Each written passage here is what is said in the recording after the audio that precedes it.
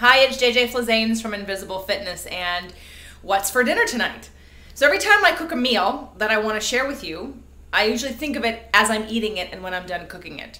And that's not very fun. So tonight, because I'm making dinner for my husband and I wanted to show you some of the things that I use because they're left over in my kitchen, and they're things that have been put here because I ordered them.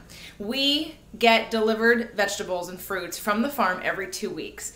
And I can choose what I want, but I normally just let them bring me whatever's in season, whatever's best. And then I, not force myself, but I make sure that I use all these fruits and vegetables.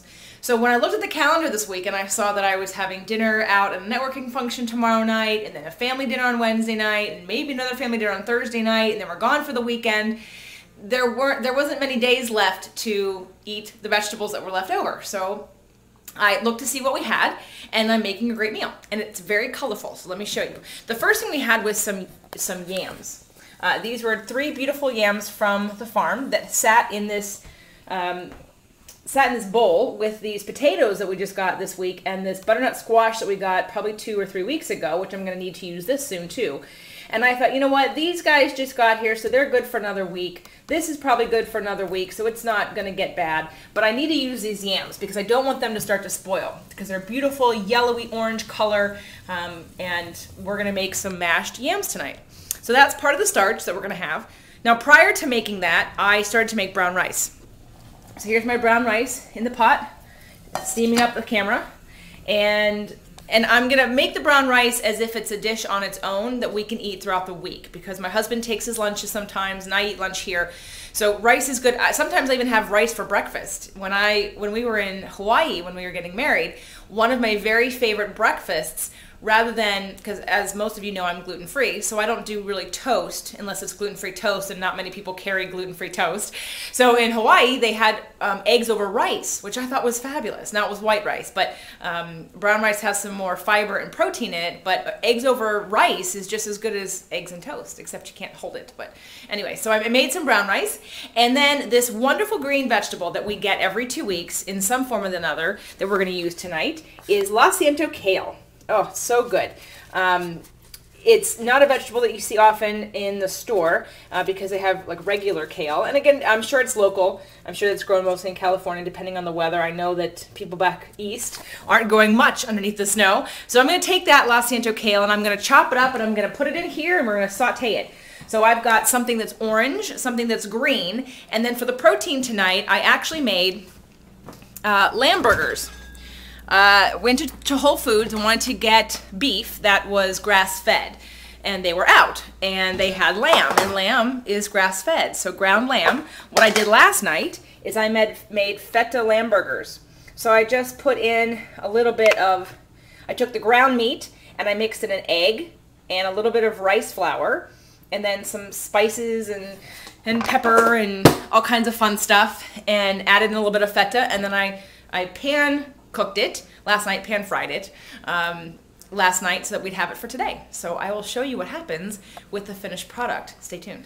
All right, so we're cooking the kale, and I sauteed it up, I chopped it up, and I added some grapeseed oil. So actually, let's turn this up. Okay. All right, so what did I use? I used a little bit of grapeseed oil from Trader Joe's, which I prefer versus olive oil. Sometimes olive oil has, you know, like the olive oil taste, and so I like to have another oil on hand that I can cook with that doesn't have the olive oil taste for things that I'm doing that are sweet, like let's say gluten-free pancakes or muffins or cookies or something. I don't want to use olive oil in those things just because it might sort of taste like olive. I'd rather use coconut oil or grapeseed oil. So what am I going to do with the kale? Well, I'm going to add some Meyer lemon. I already cut a slice to squeeze into the kale. Okay, so I'm going to put that on there. I love Meyer lemons. If you have not ever had a Meyer lemon, you're going to want to make sure to do so because they're pretty fabulous. Okay, next I'm going to squeeze a half of an orange. I believe this is an orange I also got from the farm. And you have to excuse me because holding the camera and squeezing at the same time, since this has been the refrigerator, is sort of challenging. So I'll make sure in a minute to get that a little bit better. And then last but not least, actually not last, I'm going to add a drizzle of maple syrup. I'm just going to drizzle it over the top. And I'm probably gonna add a pinch of salt and some garlic pepper as well. So again, once we're done, I'll show you the finished product. All right, so I'm done cooking the meal, and here's what we have. We have the sweet potatoes or yams. I'm actually not quite sure which one it was now that I see them, because usually I think yams are a little bit lighter than sweet potatoes. So as you can see, they were whole in the pot, and I just mashed them up just like that because I want the skins, because the skins have good nutrition in them as well. And I just mashed them with a fork, and then I added some butter, and I didn't even need to add any salt or anything. They taste perfect the way they are. And then I used a blender or used a hand mixer to make them a little bit better. There we have our La Ciento kale, which has a nice sweet flavor to it. And what I did is I stuck the top of the pan on top of it just to cover it while I was cooking the rest of the meal so that it would steam it a little bit more. And then we have our brown rice, which I Greeked up. Since I'm Greek and the lamb is Greek, I thought I would Greek it up. So what does that mean?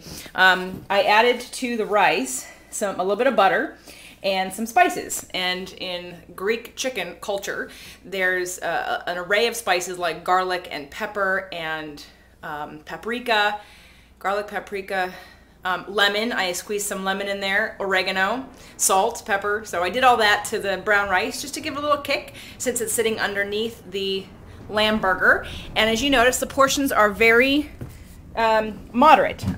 We're not overeating here, and if we're overeating anything, it's going to be our greens, because those are going to give us the most amount of fiber. So here we have it, and that's what's for dinner.